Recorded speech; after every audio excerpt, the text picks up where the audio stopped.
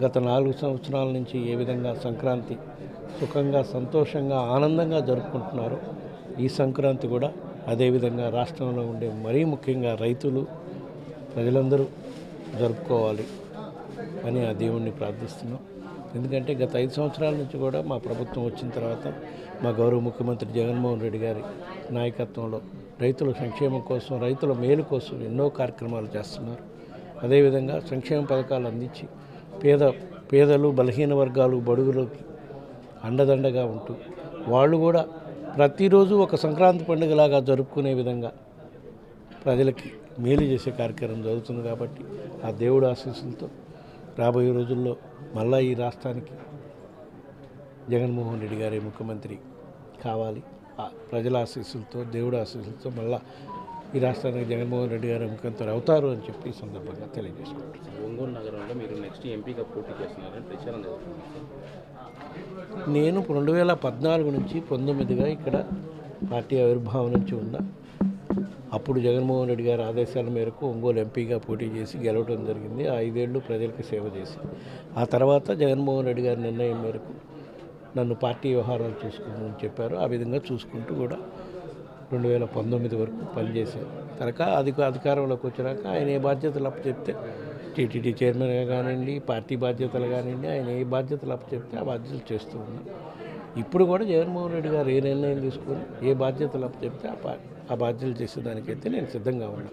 కానీ ఒంగోలు ఎంపీగా నిలబడటానికి మాత్రం నేను లోగన్ అడిగినప్పుడే చెప్పాను. కంటిన్యూగా 2019లో కూడా నిలబడి ఉంటే కంటిన్యూ అయితే బాగుండేదండి. గ్యాప్ వచ్చినాక ప్రజలకు మనం సమాధానం చెప్పలేము. అందుకని ఎంపీగా డైరెక్ట్గా ప్రత్యక్షంగా నేను నిలబడినా అని చెప్పాను. జగన్మోహన్ రెడ్డి గారు ఏ విధంగా నిర్ణయం తీసుకున్నా దానికి అనుకూలంగా ఏ నిర్ణయం అయినా జగన్మోహన్ రెడ్డి గారు తీసుకున్న నిర్ణయాన్ని కట్టుబడి పనిచేస్తాం. సార్, మీరు వెలుగొండ కోసం మీరు పాదయాత్ర చేశారు, మీరు ఎంపీగా నిలబడ్డారు.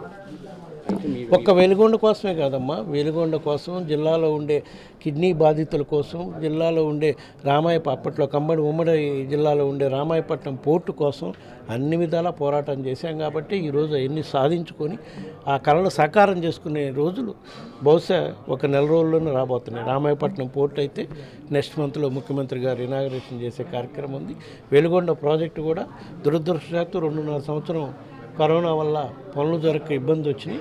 అయినా సరే కంప్లీట్ అయిపోయినాయి. 2 టన్నల్స్ బహుశా ఈ నెలాఖరుకో ఫస్ట్ వీక్లోనూ గౌరవ ముఖ్యమంత్రి గారి చేతుల మీదుగా వెలుగొండ 2 టన్నల్స్ కూడా ఓపెన్ చేసుకోవడం జరుగుతుంది.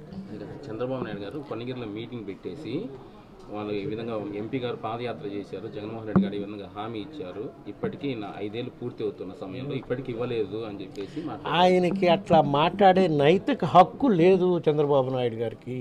ప్రకాశం జిల్లా ప్రజలను తీవ్రంగా మోసం చేసిన వ్యక్తి చంద్రబాబు నాయుడు గారు. ఎందుకంటే వెలుగొండ ప్రాజెక్టు విషయంలో కానీ, రామాయపట్నం పోర్టు విషయంలో కానీ, శిలా పలకాలకే పరిమితమైనాడు. కానీ ఆయన అధికారంలో ఉన్నప్పుడు ఏ రోజు ₹1 నిధులు ఇచ్చి ఆ టన్నల్స్ కంప్లీట్ చేసి ప్రజలకు అందియాలని ఏ రోజు ఆయన ఆలోచన చేయాలి.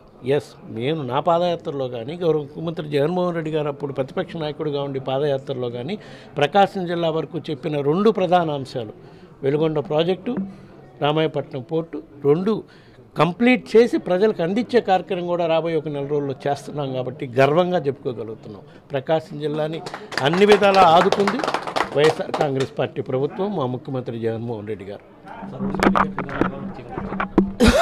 ఎన్నిసార్లు చెప్పాలమ్మా, ముఖ్యమంత్రి గారు ఏ నిర్ణయం తీసుకుంటే దానికి కట్టుబడి పనిచేస్తాం. 175 నియోజకవర్గాల్లో కూడా వైఎస్ఆర్ కాంగ్రెస్ పార్టీ అభ్యర్థుల గెలుపుకు దోహం చేసే దానికోసం మార్పులు చేర్పులు జరుగుతున్నాయి. దాంట్లో భాగంగా ఏ అభ్యర్థిని పార్లమెంటుకి పెట్టినా, ఏ అభ్యర్థిని అసెంబ్లీకి పెట్టినా కార్యకర్తలు నాయకులు అందరం కలిసికట్టుగా పనిచేస్తాం. మన అభ్యర్థిని విజయానికి కృషి చేస్తాం. అది ముఖ్యమంత్రి గారు చూసుకుంటారమ్మా.